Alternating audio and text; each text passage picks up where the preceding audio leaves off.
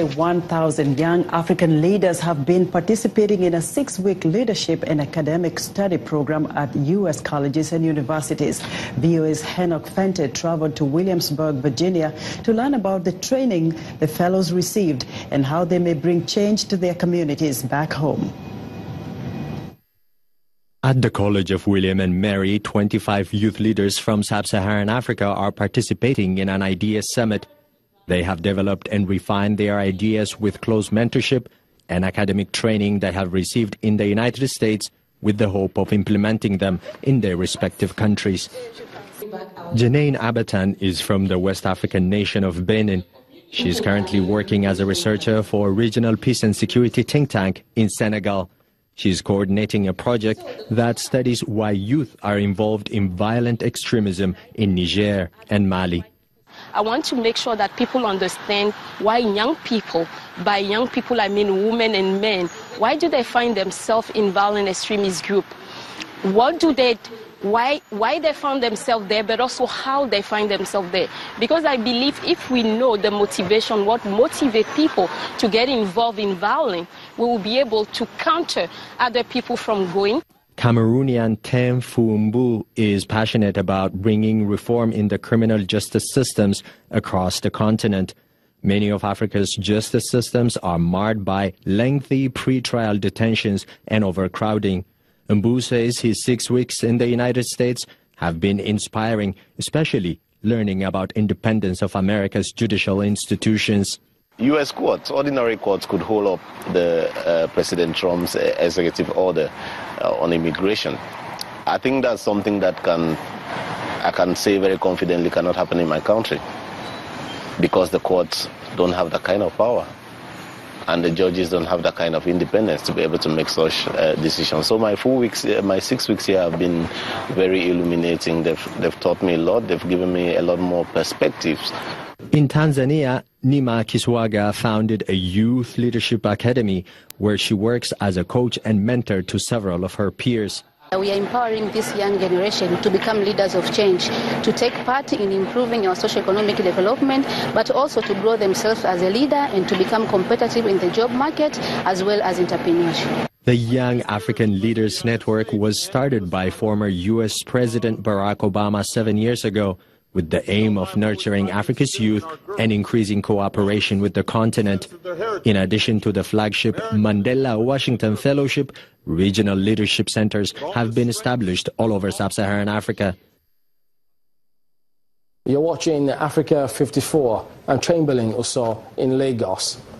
Years of conflict in South Sudan have disrupted lives and decimated towns.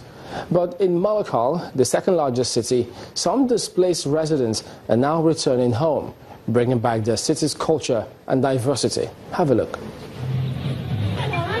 Along the streets in Malakal town, traders display their vegetables, hoping to find buyers along the route.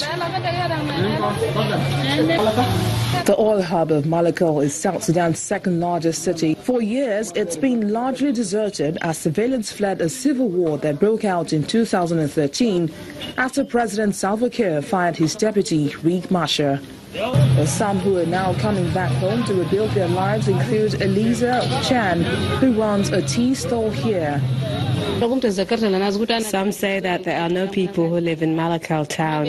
I want to tell them that I am standing in front of them and I live in Malakal. There is no problem here and people live in the town. I advise anyone who left Malakal to go to Sudan or to camps for the displaced or anywhere else to return to Malakal because in the long run, Malakal belongs to us all. The UN mission in South Sudan has increased its activities and presence in the town to encourage more people to go back to their homes and continue with reconstruction efforts. I've been engaging with the women for several months, and the one message that I continuously hear is that they want peace.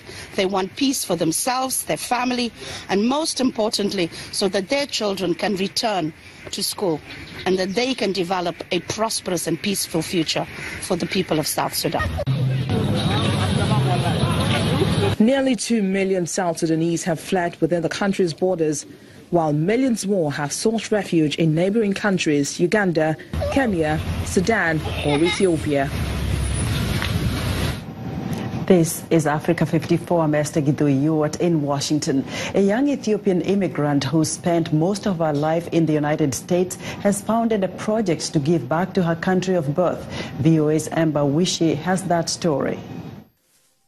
Bags boasting the colors of the Ethiopian flag are being stuffed with medical supplies and donated clothes. The 100 bags will be hand-delivered to people in Ethiopia's capital. College student Tracy Demis made it all possible. She immigrated to the United States from Ethiopia at the age of 6 and has now launched the Ethiopia Lajoch Project. The name translates to Children of Ethiopia. The country is her motherland, and Demis feels that it's her duty to give back to her people, especially children. These children are worrying about what food they're going to have or what clothes they're going to wear. About 30% of Ethiopia's 100 million people live in poverty. Demis says her parents always helped those in need, and she is carrying on that tradition. She flew to Ethiopia this month to personally distribute her bags. Half will be given to those on the streets of Addis Ababa, and the other half donated to shelters. Demis received help from Project WISE, an American-based organization that empowers millennial immigrants. This project means a lot to me because I want to make a real impact, especially in Africa and those who are less fortunate and don't have the opportunity as we do in America. Though this is Demis's first time traveling to Ethiopia for the project, she plans on making this an annual event. Amber Wishi, VOA News, Washington. A break before we go, a reminder to visit our website, channelstv.com, for all the latest information around the clock. You can also find us at youtube.com/channelsweb. And still to come, in Guinea, the political opposition is calling for local elections which have not taken place since 2005. Corruption and the high cost of living are part of the debate. Stay with us.